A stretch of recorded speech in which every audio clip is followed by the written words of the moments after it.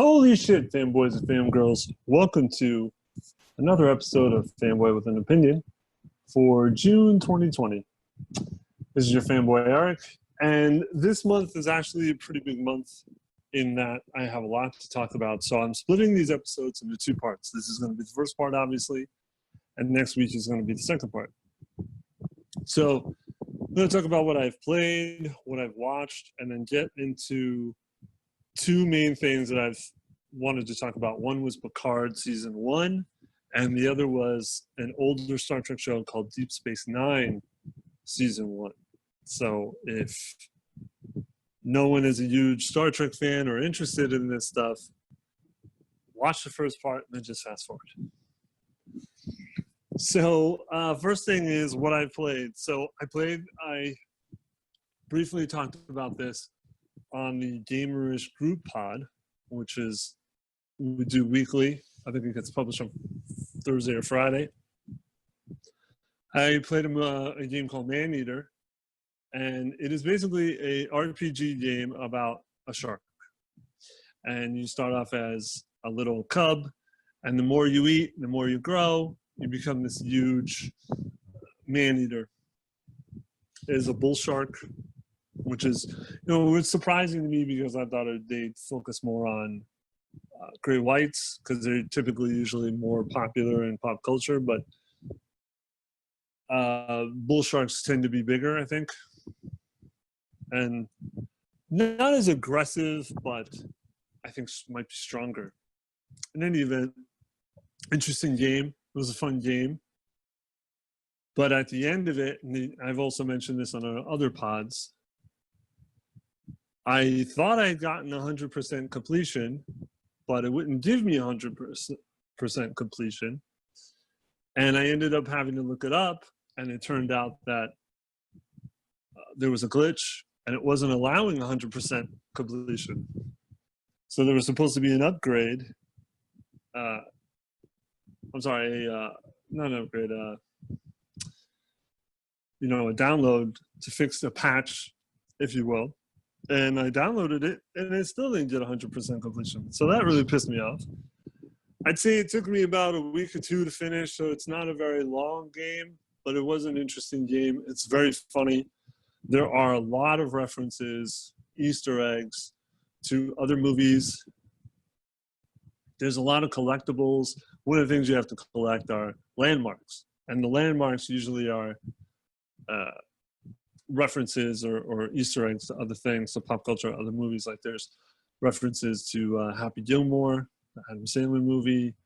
I'm trying to remember what else. There were so many.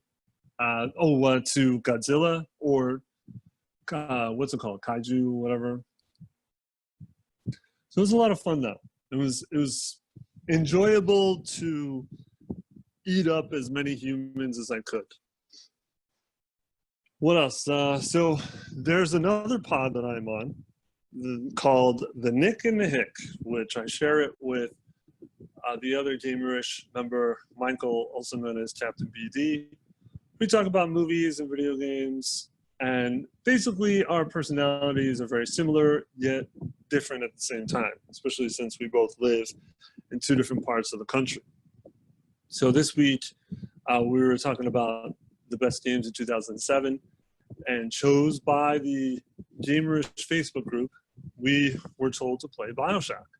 So currently I am playing BioShock because of that. So listen to that pod as well to hear more about the games of 2007 and what we think of the games that were chosen to play. So let's see. Well, now we'll move on to what I watched. So I tried this Netflix show called Space Force, which stars Steve Carell. And it was a big deal because when Trump announced that he was going to create a new branch of the military called Space Force, they quickly got together to make a show. So it's from Steve Carell, but it's also from, I believe it's Greg Daniels, who co-created The Office. So it's like a big deal. It's like people from The Office getting back together, and they're gonna make fun of Space Force. So it's on Netflix, and it's made news because they actually trademarked the name Space Force before the US government could. So I decided, why not? I think a lot of people were going to try this because of who's behind the show. And I was extremely disappointed. I watched the first episode. It was not funny. The premise is Steve Carell is becomes a four-star general in the Air Force. And he's looking to head the Air Force. But then the president, never called by name, but he is kind of referred to as a bit of a buffoon, creates Space Force, a new branch of the military. And so then they get Steve Carell, who's a newly four-star general, to head this. And it's not what he wants. He doesn't know anything about Space Force. There's just a name. And then after about 5-10 minutes into the first episode, it flash forwards to about a year. It's about a year, a little after a year. And so he's the head of the Space Force. And it just feels like everything is collapsing within itself. And he deals with a lot of incompetence, a lot of crap. This was his dream to lead, a part of the military. And now he's stuck with this Space Force, which in the flash forward, he kind of is determined in making it into a success. But a lot of things are different. His relationship with his daughter is deteriorated. His wife is in prison for some reason. We are not given any explanation about that. They're supposed to launch their first shuttle. I don't even know if it's a satellite. It's all very muddled. It doesn't really make a lot of sense, and it's not really explained well. Of course, at the end of the episode, it's a success, but then he realizes that they've been compromised after the shuttle has already reached space. I don't know. It made no sense to me. Again, it wasn't funny, and there was this running gag where every time he went into his office, somebody would be in his office waiting for him, and his assistant wouldn't tell him until after the fact he went into the room.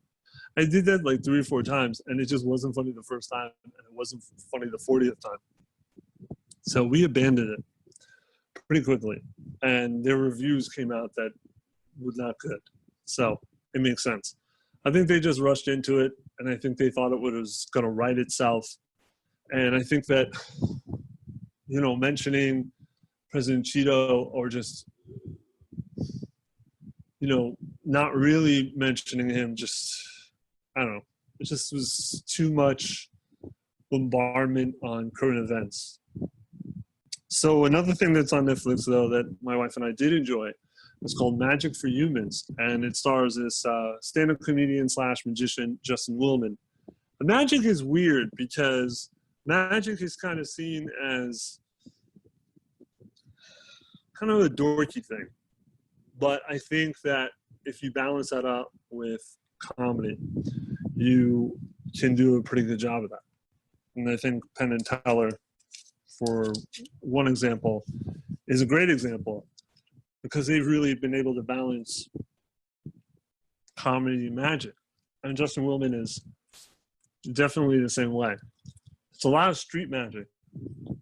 And street magic is just like how it sounds. It's basically just magic that's done on the street. So it's not in a big stage. It's supposed to be kind of harder to do because you're literally doing these tricks in front of people. A lot of the time, street magic was built on card tricks, because you don't have elaborate sets, you don't have crazy stunts. But Willman does do a lot more than just card tricks. Levitates, makes things disappear right in the middle of the street, right in front of people's eyes. Also, he does a lot of social experiments mixed in with tricks. For instance, he did a social experiment with kids that they had a marshmallow, one marshmallow put in front of them. There are 3 seasons of the show. This is from the first season. Kids are sitting in front of a marshmallow. he tells them, I'm going to walk away for 10 minutes. If I come back and you haven't eaten the marshmallow, I'll give you 2 marshmallows. So, of course, some of the kids who don't eat the marshmallow, he tricks them because the marshmallow disappears and then makes them think that, it's funnier than I'm describing it. And it's more than just tricking children into thinking they've eaten marshmallows. But it's a very interesting show. It's funny. It's light. The tricks are interesting, although sometimes they kind of repeat themselves in different ways, kind of similar premises. He's also very funny, though. And he also talks about his life. Struggles with his mother, having Alzheimer's, becoming a father for the first time, et cetera, et cetera. It's interesting because he's hosted shows that we've watched, but they've mostly been like baking reality competitions. And we didn't even know he was a comedian, let alone a magician. And he's pretty funny. Also, well, speaking of which, so my wife and I over the years have watched this comedy duo called Tim and Eric. And Tim and Eric have had shows on Adult Swim. Their most famous show is Tim and Eric, Awesome Job. Great show, awesome job, whatever. Great job, awesome show, something like that. It doesn't matter. Point is, they're weird. That show in particular is pretty much sketch comedy. But what they like to do is they like to hire people who are trying to be actors, but who are terrible actors, and then they put them in sketches sometimes. And lots of times, Tim and Eric just rely on comedy where they're just making weird faces or weird noises, and they extend that for a few minutes, and it's supposed to be a joke. Some of the stuff they do is pretty funny. A lot of the sketches they do have been fake advertisements for fake products, and a lot of products are really gross and ridiculous and pointless, like basically a butt plug that keeps your diarrhea in until you yank it out when you want to. Anyway, they have this new show that started in the beginning of the year called Beef House. And basically what it is a satire on 80s, 90s family sitcoms. So there's a house. It's Tim and Eric. Eric is married to a woman who's a detective. And their marriage is not going well at all. And I think that's supposed to be part of the joke, is that a lot of these family comedies, if a couple were having problems, they always solve them at the end of each episode. Whereas reality, that doesn't happen. And sometimes you're stuck in a loveless marriage. And I think that's supposed to be the joke. And their marriage is completely loveless. He tries, because Eric's supposed to be this sensitive, do-gooder, hippie kind of thing, but he's a loser because he has no job. And his wife is hardworking, and she always has to come home and deal with the shenanigans that happen in the house, and she gets tired of it, and he just tries so hard to fix their marriage, and it just doesn't work. And then Tim plays a character that he likes to play often, which is a ball buster, womanizer. I mean, I wouldn't say woman. I mean, he's not really shown as being a womanizer, but he's kind of like a bad boy. And they also have 3 other people living in the house who, like I said, are part of their crew of wannabe actors who are terrible at acting. And it's ridiculous, over the top, grisly. Like, for instance, Eric gets a job as a bus driver, a big boy bus driver. His first day on the job, he gets no sleep because of Tim and the other people in the house. And Tim gives him coffee to help him wake up for the day. It turns out it's decaf. So, of course, Eric falls asleep at the wheel and murders everyone in the bus as he escapes. But it's done in a light way where there's a laugh track. So you almost feel like you're watching a shitty 80s, 90s comedy. You know, but they're playing it almost like reality. So, but at the same time, light. So it's like a mixture of both. Like at the end of it, his friends help Eric out in proving his innocence, even though he did murder a bunch of people on a bus. And he just said, "Thanks, guys, for covering up my mass murder." And then there's, you know, fake clapping and fake laughter. It's pretty funny. The beginning is even hilarious. The beginning is like, the beginning intro is just a cut up, like, you know, with a song and showing how, I mean, every time they interject in between scenes, they show the house, and it looks like the Full House house or Family Matters house. So that's why I really enjoy the show. But also, speaking about Tim and Eric, they produce the Justin Willman Magic for Human show. And if you're familiar with Tim and Eric, you can see some of the editing tricks that they do. Like one of the things they'll do, if they're talking to a real person, it will freeze and then it will close up on the person's reaction, frozen reaction. So it kind of makes them look silly. Tim and Eric do that all the time, and Justin Willman show does that all the time. And if anyone's ever seen Eric Andre show, who Tim and Eric also produce, they do that all the time. Eric Andre show is completely different, something else to talk about. So that's what I've been playing and watching. And I think the main thing I'm going to talk about now is Picard and Deep Space Nine. So there's a lot of backstory to both these shows. And again, if you haven't seen Star Trek or don't really know much of Star Trek, maybe this will help you want to watch it, help you understand, or maybe help you realize you don't want to see it. So Picard came out, was at the beginning of this year. It was on the CBS All Access, and it starred Captain Jean-Luc Picard. Well, he's an admiral now. Jean-Luc Picard, a Frenchman played by an English actor or British actor, because that makes a lot of sense. So Picard comes from the TV show Star Trek Next Generation, which was the first spin-off from the Star Trek series or franchise. And Picard was really seen as, he was considered people's favorite captain. Always had debates versus Captain Kirk and Captain Picard. I think growing up, I was a Captain Kirk fan, but then watching more of the show, I became more of a Picard fan. It was a beloved show, and he was a beloved character. And then because of the success of Star Trek Discovery, they decided to bring Picard back. So it's part of the same storyline, the same timeline as Discovery, I think. But it takes place years into the future after Discovery. I liked Picard, but at the same time, it wasn't the same show, and it purposely tried not to be the same show, but then it constantly referenced the old show. So I felt like it was trying to flip-flop between, we're doing our own thing. Hey, fans, remember this? We're doing our own thing. Hey, fans, remember this?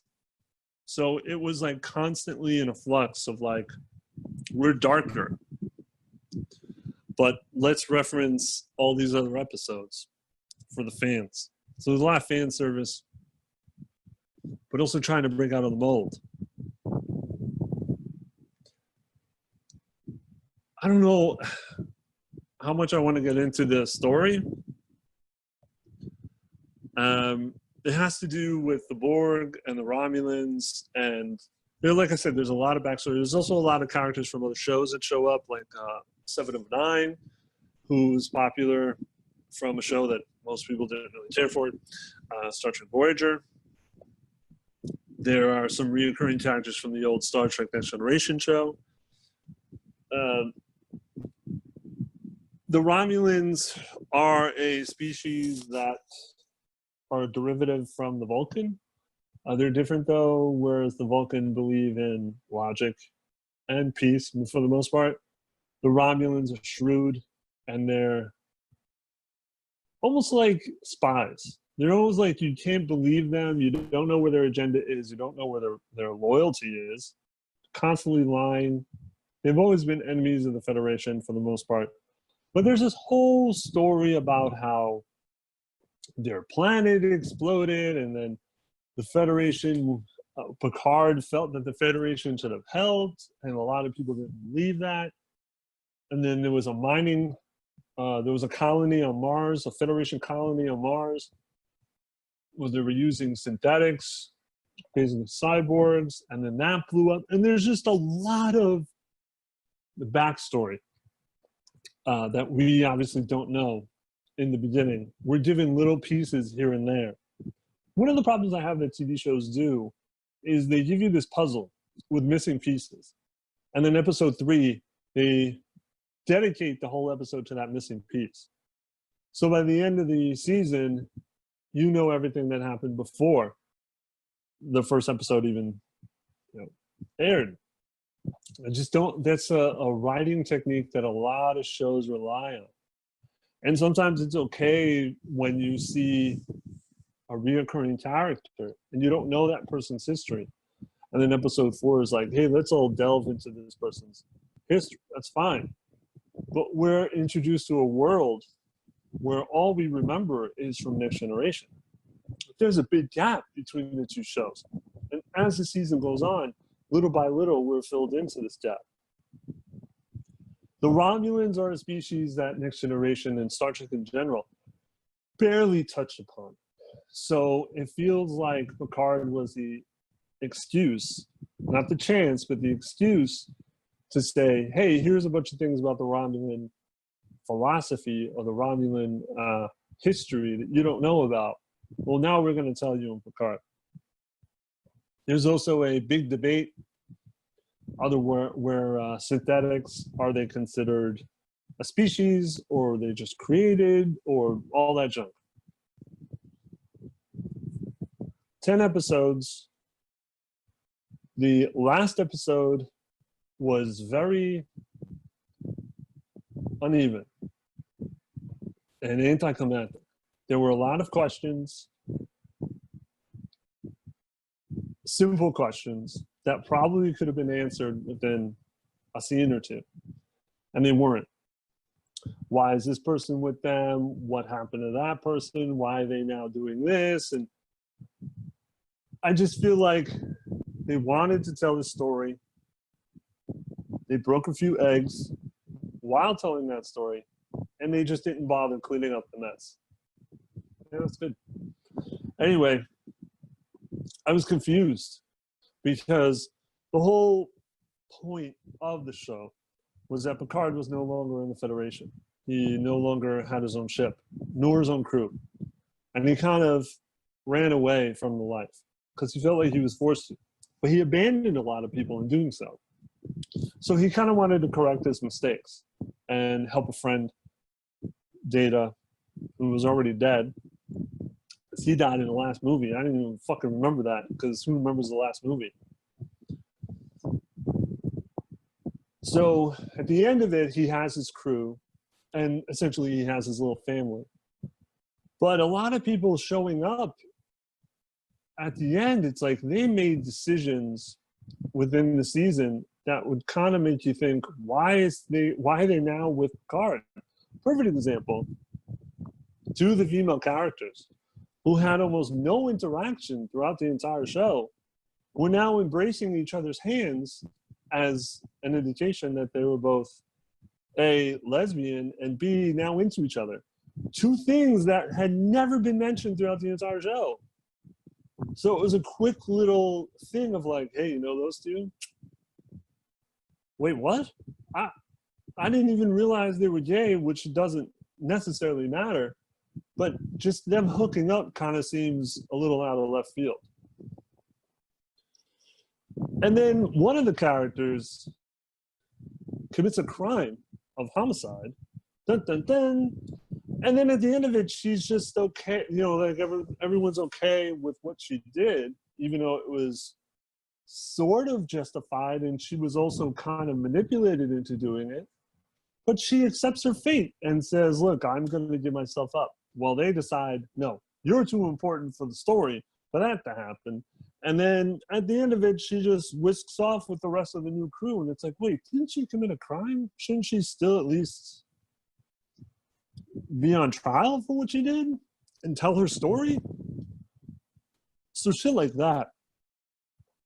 You know, there was cursing on the show.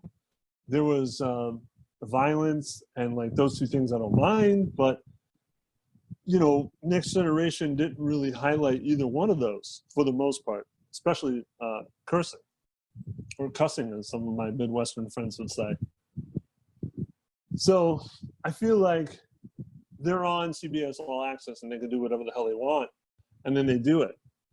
You know, I've always had a problem with violence and cursing being forced, and I felt like the cursing especially was forced. Maybe not so much the violence, but the cursing, because, yeah, I watched it somewhere else, but this was a good point. When the original Star Trek crew goes back in time, it's in 1987 San Francisco, someone curses at them, and they have no idea how to process that or deal with that. So they end up cursing back, but it's you know, someone calls Captain Kirk a dumbass, and he just responds by calling them a double dumbass. And that's supposed to be the joke, is that they don't know profanity, and so they just make it up, and it makes them look like a fish out of water. Well, fast forward 3,000 years, or whatever the fuck it's supposed to be, and now everyone in space is saying, fuck you, you're an asshole, shit on my dick. Like, when did you learn all these curse words? Because it made it sound like it was virtually out of your lexicon. It just made Picard a confusing season, to say the least. There were some nice points. My favorite episode was when he meets up with two of his old crewmates, his number one, and Riker, and Riker's married to the ship's, what's her name? Troy. Anyway, that was fun, but it was also fan service. It was like, hey, you remember these guys? Well, now they're old and they have a kid. But it was still fun. It was shot really well. It was co-created by and co-written by Michael Chabon, who wrote one of my favorite books, The Adventures of Cavalier and Clay. I was very excited for the show, and I will be honest, I was a little disappointed. I didn't hate it, and if season 2 came back, I would be interested in it, but some of the stuff was just out of left field. And I mean, one of the characters is a fucking Romulan samurai, basically. And he has this straight up New Zealand accent. I mean, not everyone would probably pick up on it, but I was listening to it and I was just like, that doesn't sound like anyone else he grew up with. I just found it interesting that people always complain, well, all these alien races can speak English. Fuck, what about their Irish accents and their New Zealand accents? Well, two of the fucking Romulans who live with Picard, at least one of the Romulans who lives with Picard, is fucking Irish, straight up Irish accent. Where the fuck did you get that from? There's one thing you're speaking English, but now you know, it makes no goddamn sense. Anyway, whatever. It was good enough. Could have been better, but uneven, out of left field. Well, just like the show. Like, I think everyone was pretty surprised that they just announced they were going to do a Picard show. Uneven, out of left field, but could have been better, but it was okay. Anyway, after Picard, I decided what could I watch? What show can I go through? And I decided Star Trek Deep Space Nine. Now, the reason why is because Deep Space Nine is getting a lot of respect nowadays. I don't know why so much, but I think people are finding more of an appreciation for the show, even though it had a strong following. Still, you're seeing how well it was, how good it was. Now, so I mentioned Next Generation. Next Generation was the first spinoff. And then in 1993, they did their second spinoff, a spinoff of Next Generation, which is called Deep Space Nine. Now, Next Generation is about the Enterprise, and they're going to find new worlds and new species and blah, blah, blah. Deep Space Nine was a little bit different. And they had already kind of taken the Star Trek idea and updated it and made it into Next Generation. They weren't going to do that again. So they had to do something different. And if you look at the trajectory of all the Star Trek shows, that's all they ever tried to do was try to make it different. For this show, it worked. For other shows, it didn't, like Voyager. So there's a lot to talk about for Deep Space Nine. There's a lot of characters. There's a lot going on. We'll try to nutshell it as much as we can. So it starts with a character named Benjamin Sisko. And Benjamin is a widower. His wife died during an attack from the Borg. The Borg, I mentioned before, they're a race that pretty much just go and collect people and then kind of put them up in a part of their collective. And the unique thing about them is they're cyborgs, so they surgically put mechanical devices and merge them with organics. They kind of look like zombie robots or zombie cyborgs. And they're almost like a swarm of locusts. They just spread, they consume, they collect, and then they grow, because they just take people or anyone and then just, make them a part of their collective. So they just get bigger and bigger and more unstoppable. So they had attacked a few Federation ships. Benjamin was on one of them. His wife and his kid were also on the same ship. So his wife dies, and him and his son are able to escape. Now the problem is, the attack was led by Captain Jean-Luc Picard, and he had been taken over by the Borg. And so when that happened, and that happened on Next Generation, they eventually rescued Picard. I always found it interesting. All the Borgs had something on their face, like a mechanical eye or their mouth covered or whatever. Picard had something on his face, but it was always on the side. It's never on in his eye, which I found to be interesting. It just happened to be the only Borg who didn't have something in his eye. Anyway, getting off topic. So even though the Federation pretty much reinstated Picard and pretty much forgave him or said, it really wasn't your fault, and it wasn't, Sisko has had a burning hatred for him. So,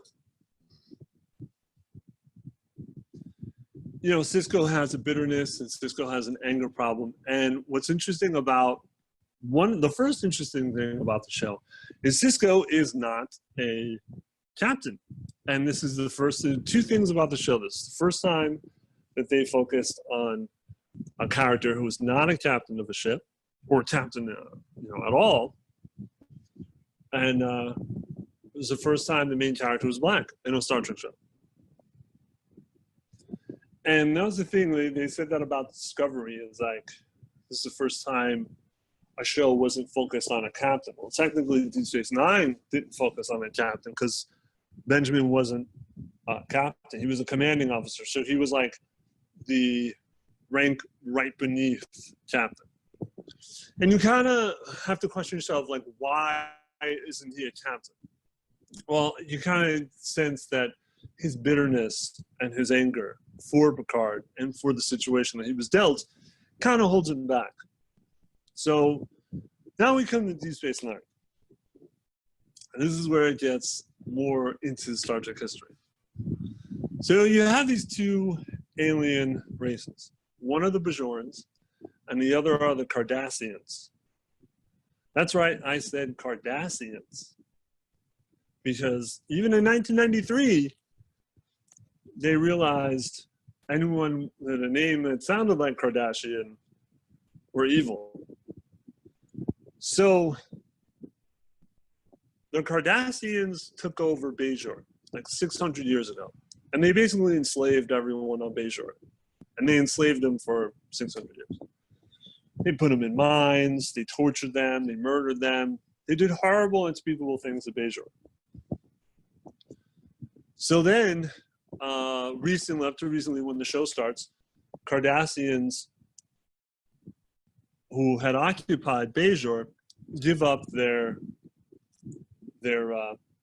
stronghold on the planet. And one of the reasons is because the Federation started sniffing their nose. Both species were introduced in the Next Generation. And I guess by the beginning of this new show, you're supposed to understand that the Federation have kind of put their nose into it, and now the Cardassians are backing off. So one of the things was Deep Space Nine was a space station floating right off of out of the orbit of Bajor, and it was controlled by Cardassians. So now the Federation has come in. Now Bajor has not agreed to be a part of the Federation, but the Federation has offered their help in kind of getting them back on their feet, because Bajor had no government, they had nothing. They had resistance warriors. That was it. So in helping them, the Federation, along with the Bajorans, are taking over Deep Space Nine, which again is a space station right outside of Bajor. So there's already an uneasy alliance, because a lot of Bajorans feel that they can do this on their own, and that the Federation are just no better than the Cardassians. So Sisko is given this command to take over, clean up the space station, and help create an alliance between the Federation and the Bajorans. Again, with that kind of assignment and how important it is, you think they would have just made him a captain, but they don't. Not yet anyway. So I've only watched season 1, which is all I'm going to talk about now. Anything that happens past season 1, I'll probably just briefly mention. I used to watch the show a little bit when it was first on, but I wasn't really that into it. I knew of it and I understood what happened, but I just decided to just watch everything, get a better understanding. I think this show, well, let me get into it. I'm jumping ahead. So the next character I'm going to mention is Kira. Kira is a Bajoran, and she is assigned to be Benjamin's first officer. And Kira is interesting because she is a no-holds-barred, ready to attack. She was a freedom fighter, and she helped free Bajor. And so she's coming at a standpoint where all she did was fight. She was either a slave or she fought. And now she has to be kind of like not really a politician, but she has to eat dirt sometimes. And that's not her personality. And her and Sisko do not get along at first. And they don't see eye to eye. And they don't see eye to eye for a lot of things. And mainly it's because at first, again, Bajorans want to be free. And they fought so long to be free. But now they have to follow the Federation orders. So they don't feel like they're free. And she has a lot of conflict between what she'd like to do from her former life and what she should do in her new life.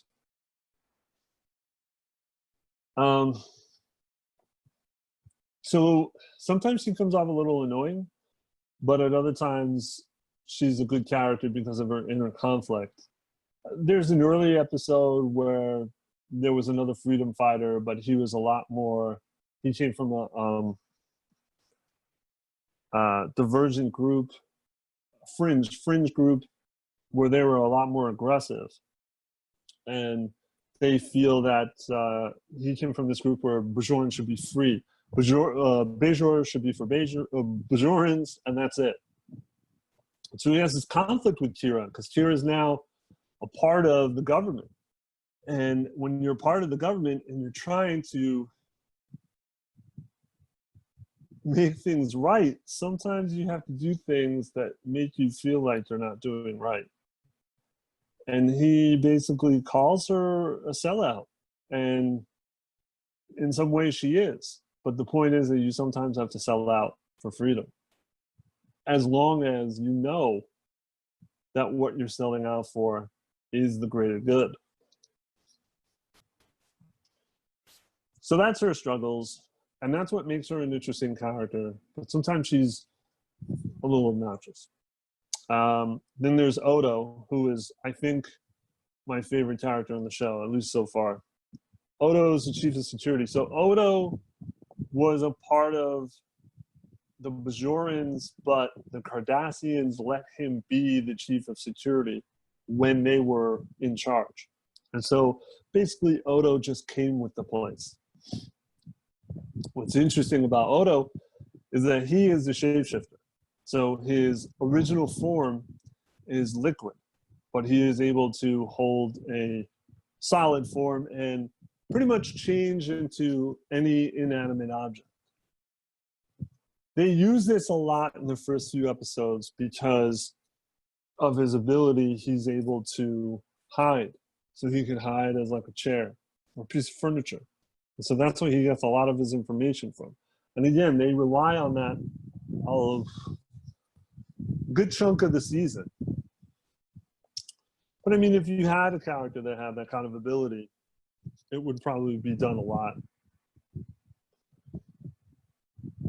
Reading up on the character, all the shows up to this point, and even later on down the line, you always had a character who was not a part of humanity for whatever reason. Usually it was because they were an alien, but they strived to either be human or want to learn about humanity. And they were always trying to find their place within their situation or their place within humanity. For the original series, it was Mr. Spock, so Spock. For Next Generation, it was Data. And for Deep Space Nine, it was Odo. So Odo, in the beginning of the show, doesn't know where he came from, doesn't know who he is. He doesn't know if there are other people like him. He grew up, he was found like in Bajor, I think, or around Bajor, and he was studied on Bajor, and he was kind of treated like a sideshow attraction on Bajor. And he grew up to be, I wouldn't say bitter. You know, he is a realist, in my opinion. He's probably seen as negative, or let's see, what do they say? That doesn't really say.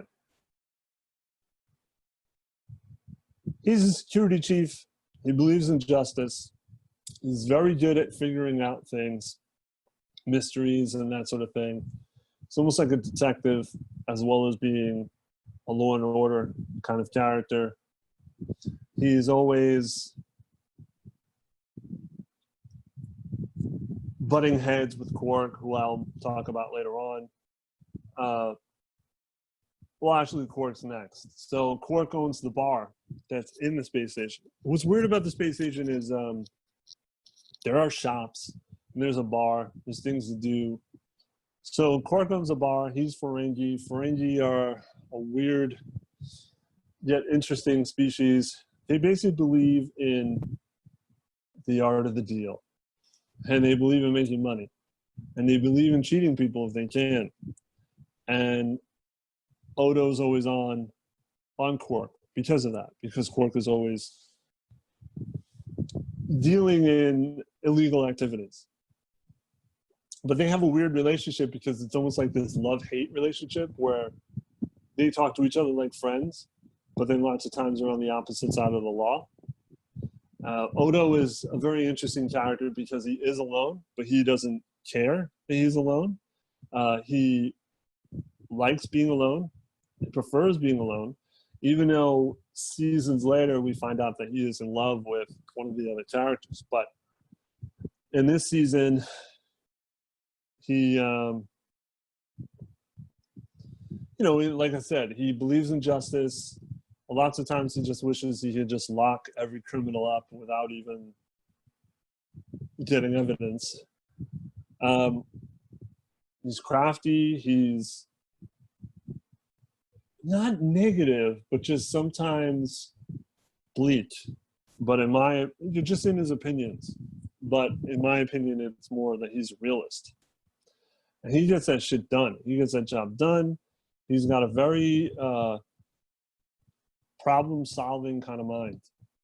But anyway, Quark, I kind of talked about Quark. Quark is an interesting character too, because he's always about getting rich and doing whatever he can to get that, and make that paper.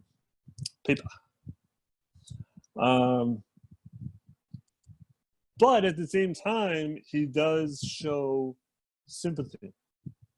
He's not a totally black heart character. And that's what's interesting about all these characters. They're, in one way or another, they are kind of lovable and fun.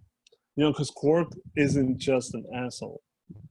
He's kind of the comic relief in a way, because a lot of the things he does. Like, for instance, there was an episode I'll talk about in a minute about a war criminal. And a lot of his victims come to the space station to see the war criminal. And these victims, terrible atrocities done to them. And Quark goes on about how horrible it was. Imagine, living under those conditions and seeing people die around you. And he just goes on about the horrible things that they had to go through.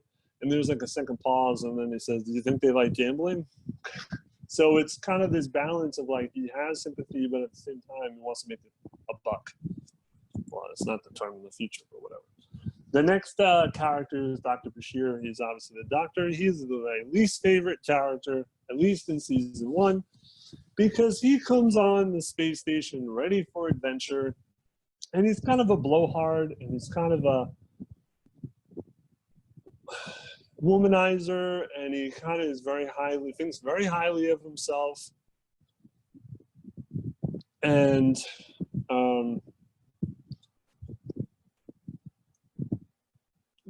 he thinks very highly of himself, and I feel like he has nothing. He doesn't bring anything to the table except for medical explanations.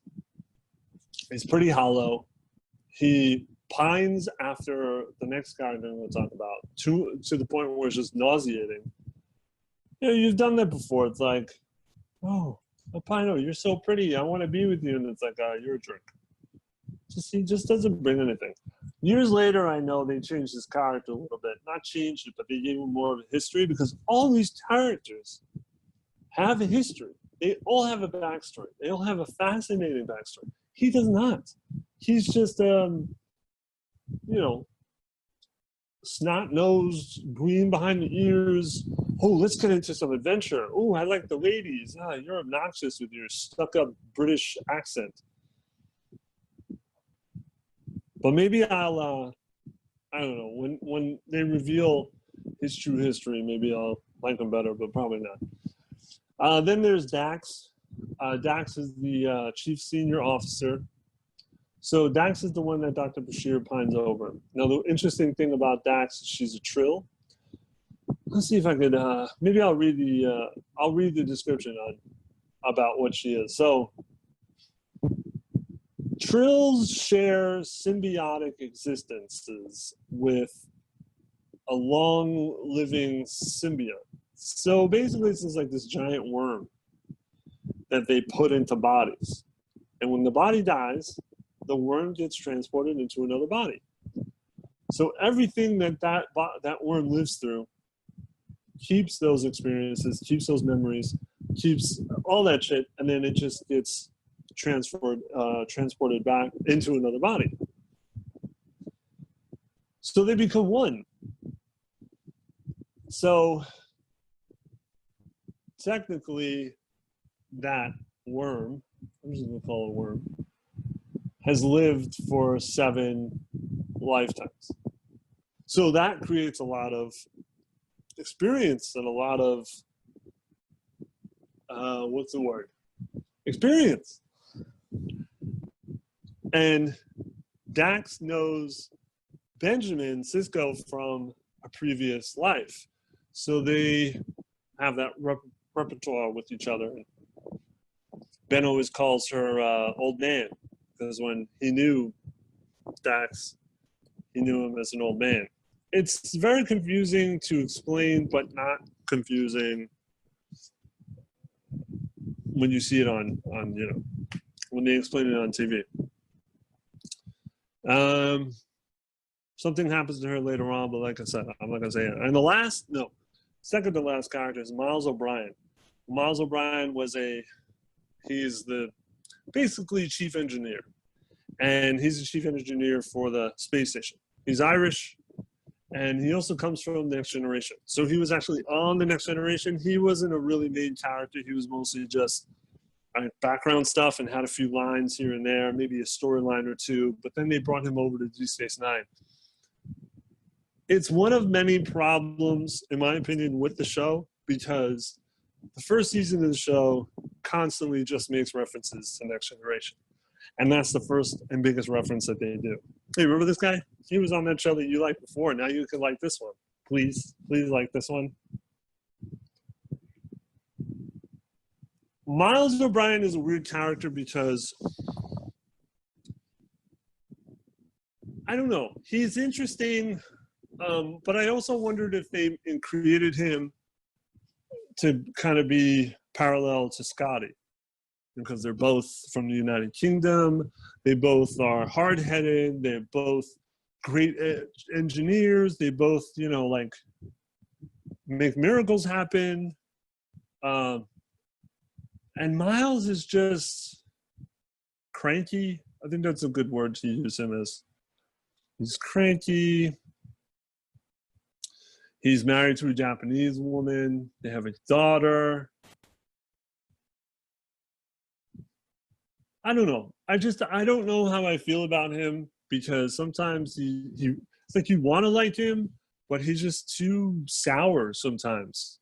I know that you could say the same thing about Odo, but Odo's cool. Like Odo, in my mind, not to mention this. In one of the earlier episodes, there are these two Klingon sisters who were in the Next Generation shows, and they were also in one of the Next Generation movies. And they're pretty feared and pretty intimidating. And they try to come into the station with their weapons, and Odo has a rule: you don't bring weapons onto the station. He says to them, look, you have a choice. You either give me your weapons or you leave. And they say to him, who are you? And he looks dead at them and says, I'm the one giving you the choice. I just love that fucking line, because he's just such a badass and don't take shit from anybody. And I just feel like you want to like O'Brien, but then he just acts Irish, and then you just kind of don't want to like him. I could say that.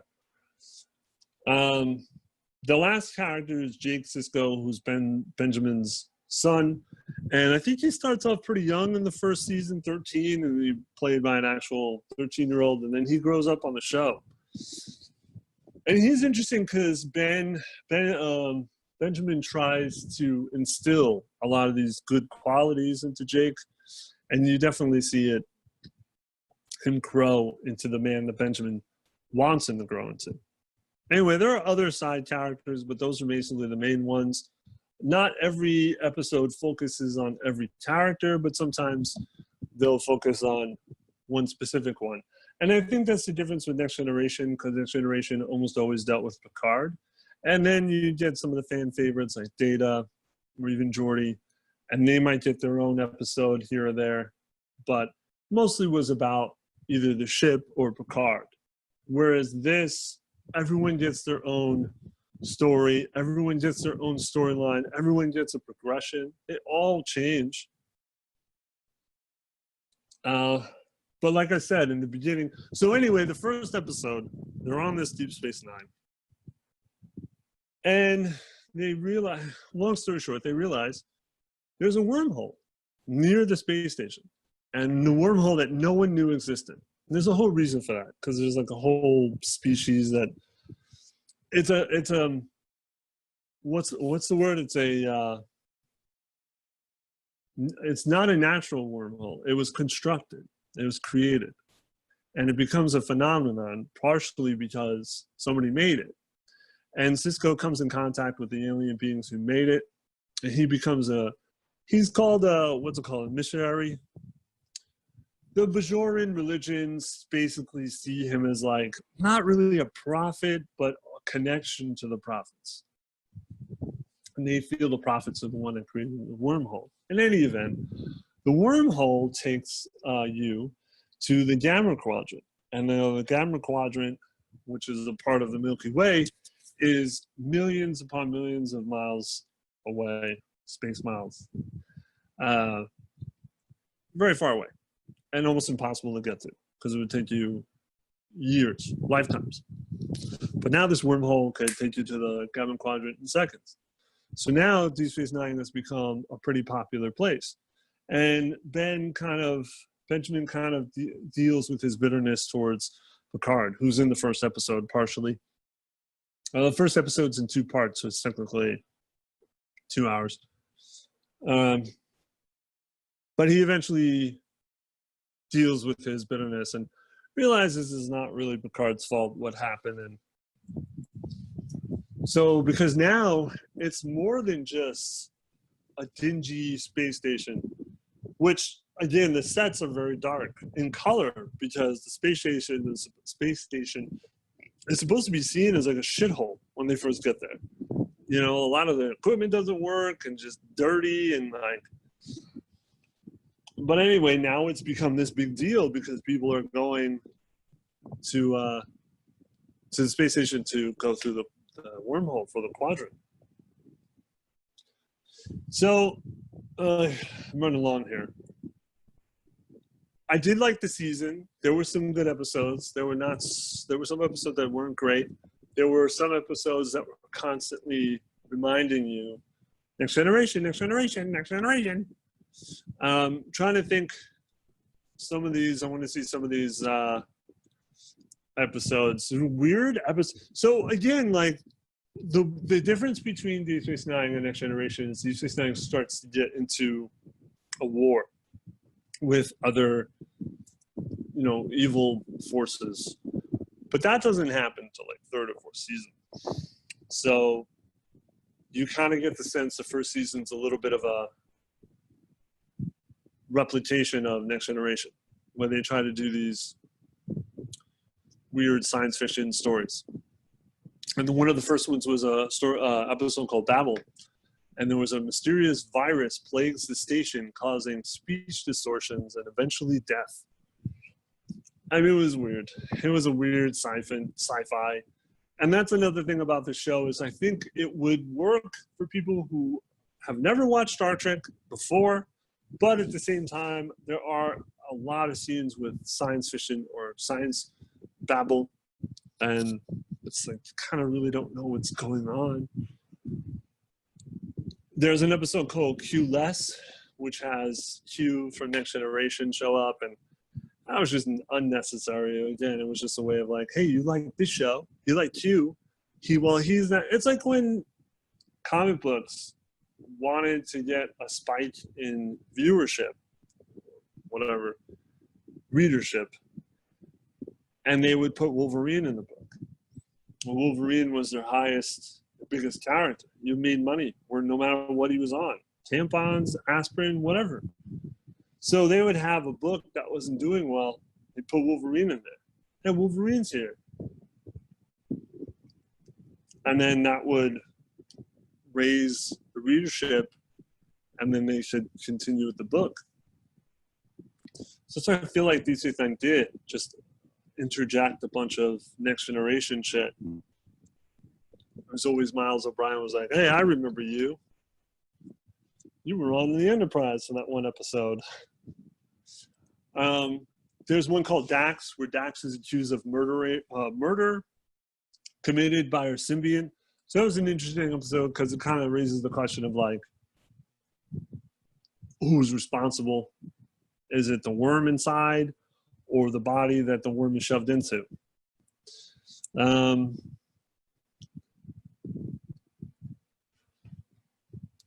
The Passenger, where a criminal hides in the mind of one of the other characters, another weird sci-fi one.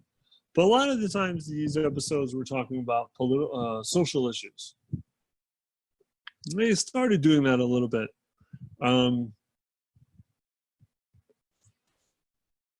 Duet was a good one. Duet was about a visiting Cardassian who, I mentioned this before, may have been a war criminal. And Kira gets very upset about it because she had seen the atrocities that this guy was accused of and knew, like convinced that this was that war criminal. The twist was really, oh, that reminds me. The twist you did not expecting, but it was a very interesting episode. That was probably one of their better episodes. There was a episode where Dr. Bashir and Miles go to this village on Bajor, and there's an old man who's basically like, I don't know what you would really call him, but he dies. And so what he does is there's a monster that comes to the village every harvest. And this old man would go to the monster in the village, and he would stop the monster in the village. And he dies in the middle of stopping the monster in the village. And then Miles O'Brien is mistakenly seen as his predecessor. So now he's got to stop the monster in the village, who he then realizes that the monster in the village isn't real, and that the monster was just created in the village to try to suppress people's fears in the village and try to bring everyone in the village together to fight this monster that doesn't exist. And the reason why I keep doing this is because it reminded me of another movie about a village. And I won't say the name of the movie. It's The Village. And I'm watching this episode and I'm thinking, this is the fucking village. Watch this monster not be real. Oh, it's not real. It's the village. They're pretending the monsters are real to everyone who lives in the village because of fear. Because it was just, these people didn't trust each other. They were fearful. They were paranoid. So this fake monster was created to bring everyone together and to fight together and survive together. And they all believe the monster's real, just like the village. It's like, Jesus Christ, M. Night Shyamalan and Ding Dong, you fucking ripped off an episode of Deep Space Nine. That episode was only interesting to the point for the fact that it was the village. Another good episode was the last episode. And so the Bajorans, there's they believe in religion, and the head of their religion had died. Well, actually, no, she didn't die. She was in an earlier episode, and it doesn't matter. But she's no longer the leader of the religion. The village! So they have to pick a new leader. And there's this one particular leader who's an opportunist. She wants to be the leader, and she'll do anything to be the leader. And she comes to Deep Space Nine, and there's a school led by Miles's wife, and there's a whole religious, you're teaching the wormhole as being science, but it's not science, it's religion, and you're not teaching that in school, and you should teach in the school of science versus religion, which happens in real life. It was the village. He stole it. So that was an interesting, because that kind of conversation is still happening today. But, this what's her name? Vedic Wynn, who really becomes a villain on the show, because she pretends to be this religious person, but all she really wants is just to be on top, and she'll do whatever she can. She doesn't get blamed. She doesn't get in trouble. She gets away with it, but it kind of establishes her as being evil. So that was the first season. I would really recommend it. There were some uneven episodes. There were some episodes that heavily focused on sci-fi. There were some episodes that were winked to Next Generation fans. And then there were some episodes like the last one that really dealt with social issues. Let's see, I think that's going to do it. As I'm past the 1 hour mark. Don't forget, if you're watching this on YouTube, like, subscribe, and comment. And every link will be down below in the comments. Like listening to this on Spotify, if you're not listening to it on Spotify. Joining our Facebook group, joining our Facebook group. Emailing us at Gmail, gamers527 at Gmail. If you're listening on Spotify or Apple or Anchor, you can watch us on YouTube. We'll see. I think that's about it. Hope you enjoyed the show. Thank you very much. Don't forget to watch or listen to the other pods on the Gamers Network. And part 2 will be next week. So that's it.